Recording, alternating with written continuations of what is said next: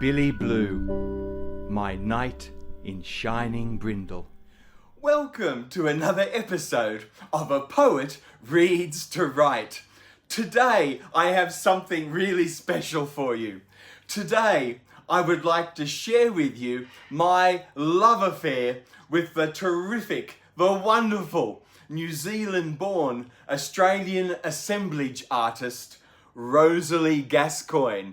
I am addicted to Gascoigne's work. I have travelled all over Australia searching out every gallery that holds any Gascoignes in their permanent collection. So I have spent a lot of time on the trail in search of this wonderful Kiwi-born Australian artist, Rosalie Gascoigne.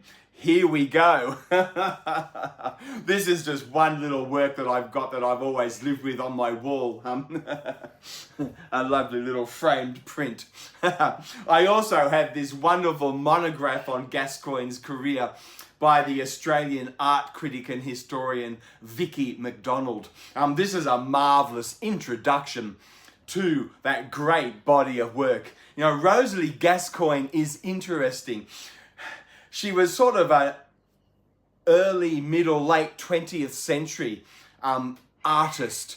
And like for many, particularly women in that, early, middle 20th century era, life was about really getting married young and having lots of children. And mums, of course, will usually stay at home looking after the house and the raising of children.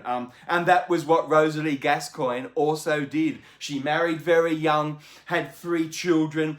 She married the great Australian astronomer Ben Gascoigne, and they moved from New Zealand to Australia, where they lived nearly their whole adult life in the very famous Stromlo Observatory just south of Canberra, where you have those incredible, of course, night skies, free of urban light pollution. It's the perfect place to do astronomy. And Ben Gascoigne was one of the senior astronomers at the Stromlo Observatory for many years. So that's where Rosalie lived as a young woman, raising her 3 children. But she always knew there was something else. She always had this feeling in her belly that she loved being a housewife. She loved her husband. She loved her children. She lived a really wonderful, fruitful, productive, interesting life. But she always thought that there was something more, something she was missing out on. And I think it was in her 30s or so, she discovered in Canberra, in Australia, the Japanese practice of dry flower arranging, Ikebana. And she became quite a master of Ikebana, that fine art principle of fine flower arranging on Japanese, particularly Buddhist principles. And she actually won several international awards for Ikebana. And it wasn't until she was in her 40s that she even asked the next question. Where do I go from here? What is next? And she knew she loved landscape. She loved driving, long driving trips through Australia, just looking at landscape and thinking about it, pondering it. And she wanted to come up with some way of responding to the landscape that she spent so much time driving through. So in her late 40s, she began to experiment. And as I said, as a young woman, she never went to art school. She never learnt to draw those great, foundational principles of fine art making. So she had to do it herself. She had to teach herself and work out her own way of being in the world as an artist. And what she discovered, oh my goodness, She went on these long road trips through, the Australian Capital Territory, New South Wales, down into Victoria. She just went on these long road trips, always looking for the verges, for the roadsides, looking for old, wooden crates, bashed up, broken down maybe road signs, reflector symbols, looking at, road closed, all of this signage, all of these things that she maybe could find. And she had the ute or something, and she brought all this stuff back home. And very quickly, Ben, because he was very supportive, Ben built her this marvellous workshop in the backyard where Rosalie could bring all of this detritus, all of this rubbish home with her. All these old discarded road signs, many of which had been shot, with shotguns, so they had the pellets through them, and old soft drink crates, wooden soft drink crates that were so popular back then. She brought home all sorts of things. She just filled up this workshop that Ben built for her with all this detritus, with all this rubbish. And then she found saws, electrical saws, and she would just cut these things up into long, thin slivers. And then using the practices, the principles of Ikebana, dry flower arranging, she would start arranging, assembling all of these pieces that she had to create the most monumental, the most interesting landscape works. So let me share some of the pictures with you from this wonderful book by Vici MacDonald. You can see this wonderful cover. One of the things I love most about Rosalie Gascoigne, of course, is that exuberant use of colour. It's I think, quite breathtaking. All right, I've got some pages marked out here for you. Here's one. Here's a wonderful first glimpse of the woman herself, Rosalie Gascoigne. As I said, she didn't start trying to work out how to do her art until she was in her 40s, believe it or not. And she was in her late 50s when she had her first ever exhibition of her work. So she didn't become a well-known artist until she was in her late 50s, even early 60s. But my goodness, fame came late, but it came in a hurry for Rosalie. She is now, my goodness, she's one of the most loved Australian artists of all time. Her work is pride of place in the permanent galleries of nearly every gallery right across this country. And I assume in New Zealand as well, although I don't know that, I haven't been there. I've never travelled outside of Australia. But Rosalie Gascoigne, she also reminds me, there's two wonderful women short story and novelists of the same era as Rosalie Gascoigne, in that sort of middle 20th century, late 20th century era. One was the New South Wales artist, I'll think of her name in a moment. And then there was the WA writer also, Elizabeth Jolley. Yes, the New South Wales artist, of course, was Olga Masters. Masters and Jolley are now known for writing short stories and novels. And like Rosalie Gascoigne, they both, got married very young, had lots of children, were stay-at-home mums. And it wasn't until their children had sort of become adults and had flown the nest that these women really wanted more. They wanted something else. And for Masters and Jolley, that was, of course, writing, creative writing, in particular short stories and novels. And for Gascoigne, it was this marvellous assemblage art. Here's just a piece that always meant a lot to Rosalie Gascoigne. It's a wonderful little quote from Baudelaire.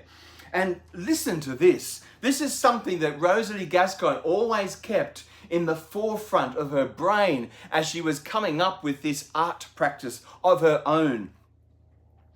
Nature is a temple whose living pillars seem at times to babble confused words, half understood.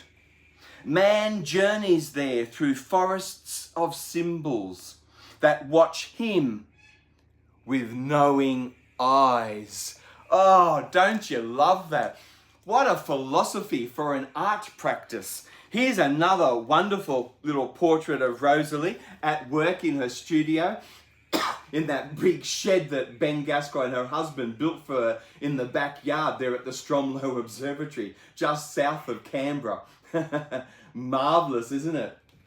And now, finally, I start showing you some works. Look at that.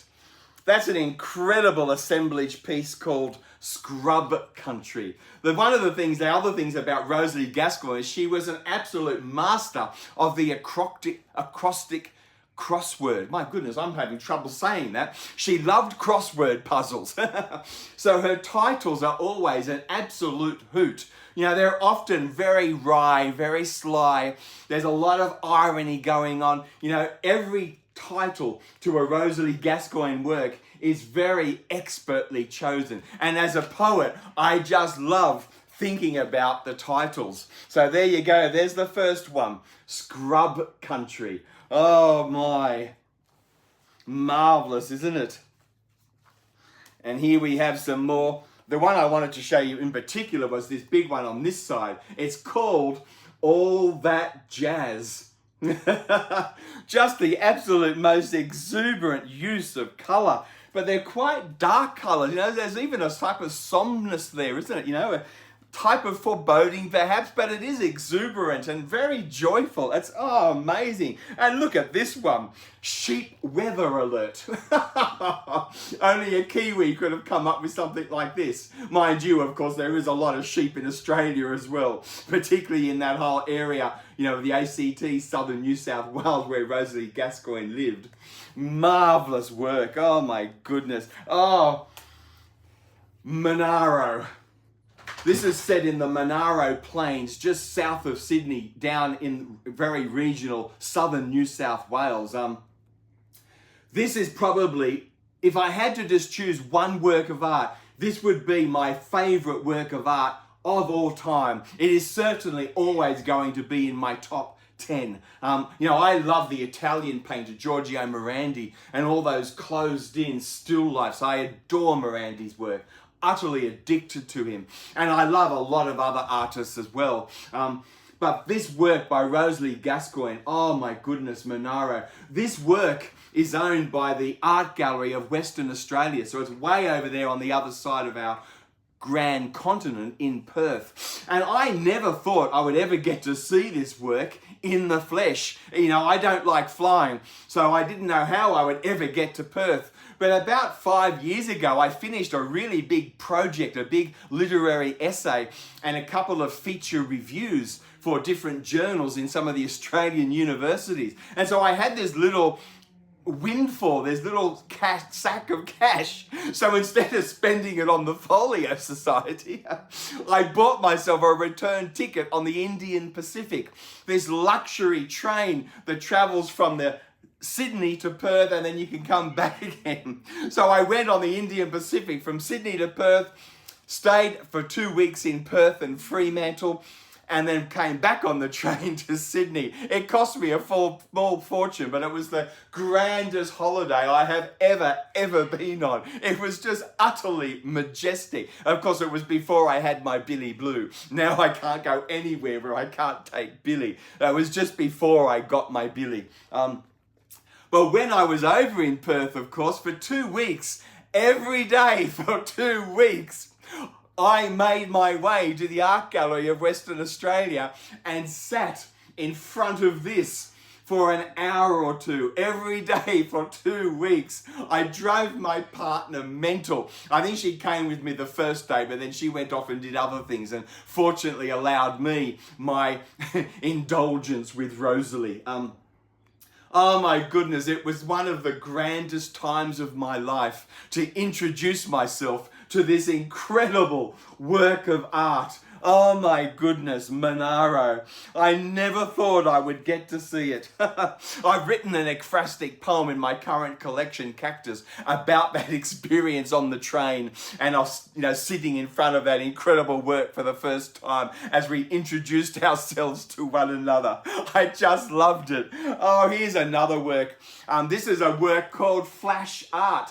It's made up, as I said, of disused rubbish road signs found in the Verge that were simply, brought home by Rosalie, cut up into these thin slithers and reassembled. And the irony, the slyness of calling it flash art, it's just heavenly. But when you look at it, it is flash. And of course, it was in a private collection, but it's now been generously donated to the National Gallery of Victoria down there in Melbourne. So I spent a lot of time when I was living in Melbourne. Oh, I love Melbourne. I miss that city so much. But I spent a lot of time at the National Gallery of Victoria looking at this marvellous work that is now a pride of place in the permanent collection at the National Gallery of Victoria. And I have written an ekphrastic poem about that experience of going to that gallery and being in front of this artwork. And I'll read it for you at the end of this video.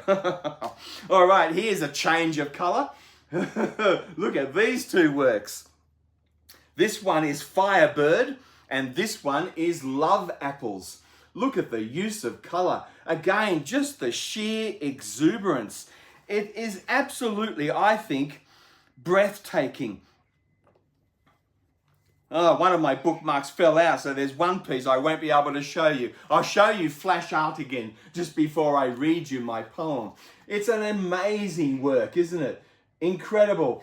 You know, my partner used to get so frustrated with me, my ex-partner, because I would spend so much time in art galleries looking at this type of work and particularly looking at abstract. You know, I don't only love abstract work. You know, as I said, one of my favourite painters of all time is Giorgio Morandi, who only painted the same still life over and over again for his whole career. And I absolutely am besotted with Morandi. So I do not only respond to abstract work, but I guess I do often. And my partner would often, with frustration in her eyes, ask me, you know, what is it that you see in this? It's just rubbish. It's child's play. And it's a hard thing to think about. I think one of the things for me, maybe coming from my Christian fundamentalist background, you know, where everything was literally true, you know, it's just not my way of being in the world. I am not a literalist. You know, I don't look at the world in terms of denotative language. I very much am drawn to the connotative use of language. I love implication, allusion, you know, metaphor, simile, symbolism even. It's just the way I see the world. You know, I'm not saying it's a better way of being in the world. I don't think connotative language is superior to a denotative use of language. You know, we need both, don't we? But my way of being in the world, what I am just naturally drawn to is this connotative way of being in the world. You know, where everything is very much in terms of imagery, symbolism, the connotations, allusion. That's just what I love. And this sort of abstract work, it does move me. I love it because I have an emotional response to it. It moves me and it makes me think about things and it takes me in different directions and it challenges me. You know, sometimes I stand in front of a work, like some of this work by Gascoigne, because you know, it's literally made up of cut up thin slithers of rubbish. And she simply put it together again, reassembled it. You know, she has reassembled the signs. And it is really hard sometimes to step back when you're having this really positive emotional response to something.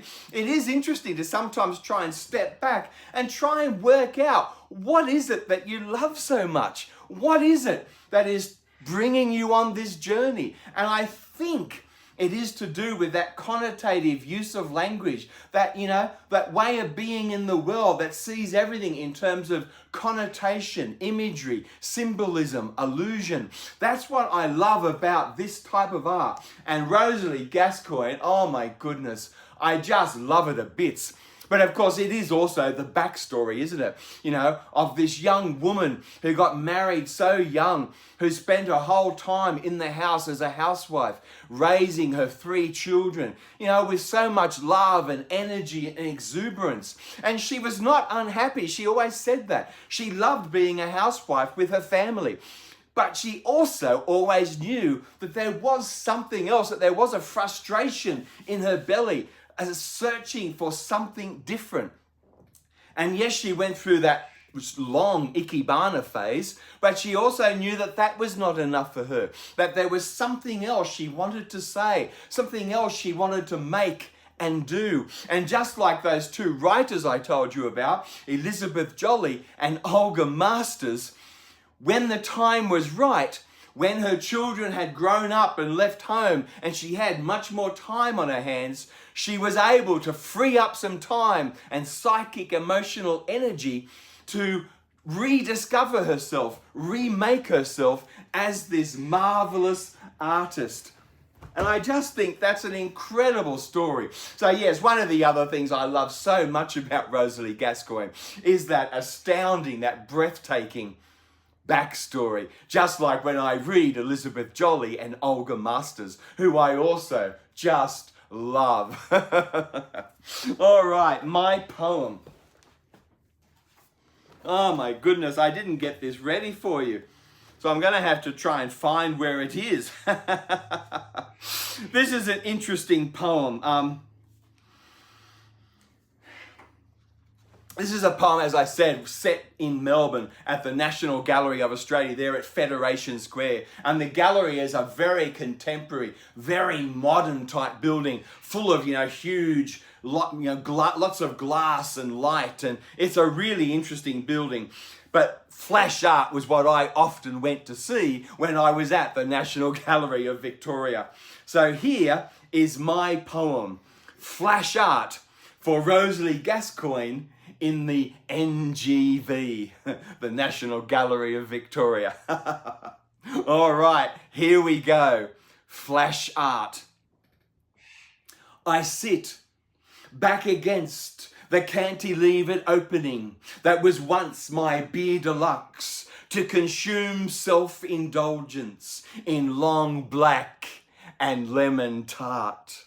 A sorrow diagnosed as separation from God, though a partner's constancy is the cladded marvel of Fed Square's sandstone, zinc and glass, a carbon-neutral, catered coherence within triangular pinwheel grids.